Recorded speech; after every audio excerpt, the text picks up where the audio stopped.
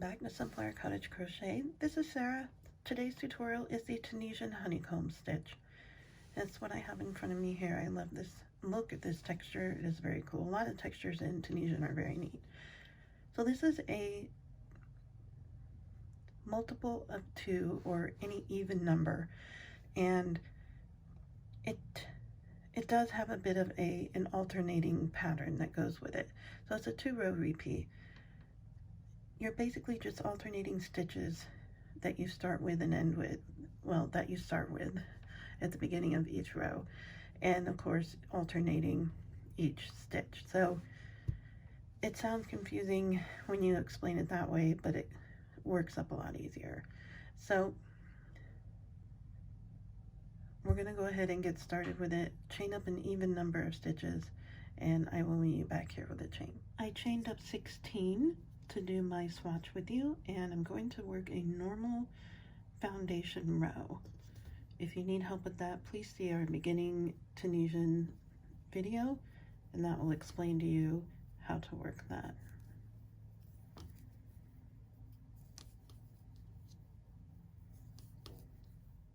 Foundation row is complete, and now I'm going to start the stitch pattern. So for the first row, we start out with a Tunisian purl stitch followed by a Tunisian simple stitch, and we alternate that all the way down. So I'm going to work it with you. We're going to start with a purl. We're going to scoop up in the first bar, work our purl stitch, and in the next bar we're going to do a simple stitch, do a purl in the next, and a simple in the next, purl in the next one, simple stitch in the next one, purl in the next one, simple stitch in the next. I'm going to do that all the way down. I've gathered up everything, and now I need to work the edge. You just do a normal edge, and I'm going to chain 1 and work my normal return pass all the way down. So there's the first row completed. Now we need to change it up for the second row because we need to put opposites to what we had before. So now we're going to start with a simple stitch and then do a purl. So in this first bar, never that one. I'm going to do a simple stitch and now a purl stitch. Whoops. Simple stitch, purl. Simple in the next, purl after that. Simple in the next, purl after that. So I want to point out something.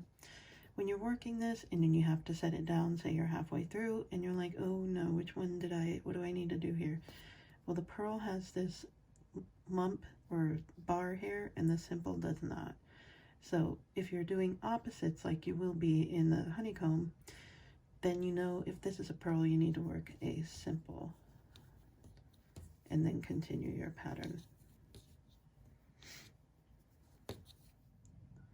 Now I just need to work my normal edge stitch and complete a normal return pass.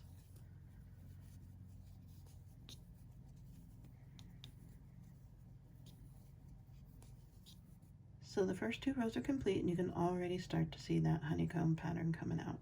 So now we're going to alternate again. We're going to go back to the first row that we did where we started out with a purl stitch. So we're going to work 1 purl, then 1 simple. So starting out with the purl, and then the simple, then a purl, and then a simple. I'm going to do that all the way down. We're doing exactly the opposite of the previous row, always. So again, if you set this down for a day or 2 and come back, just know you're doing the opposite of what you see.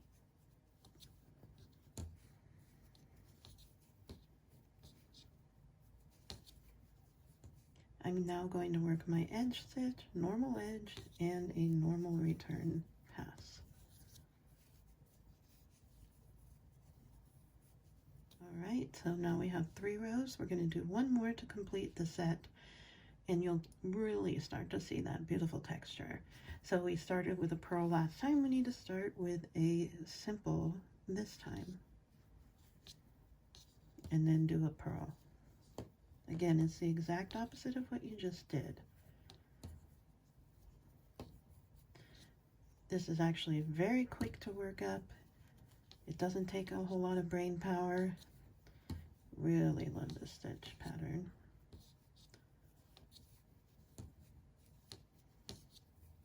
It's often referred to as the seed stitch as well.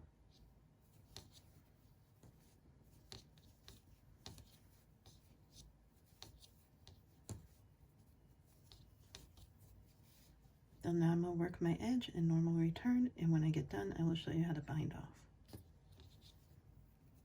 So here we are with 4 rows, and that was quick.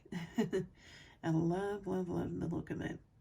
So now we need to do the bind off, and we're going to work it just like we have been, because it helps to create the look by finishing off the same way you've been working. So since we started with ICA Tunisian simple here, we need to start with a purl bind off. So I'm going to do that. And then I'm going to do a simple stitch bind off.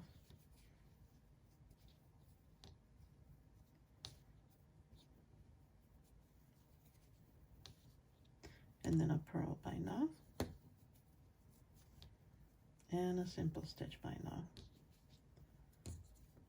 I'm going to do that all the way down, just keeping with the stitch pattern that we have established.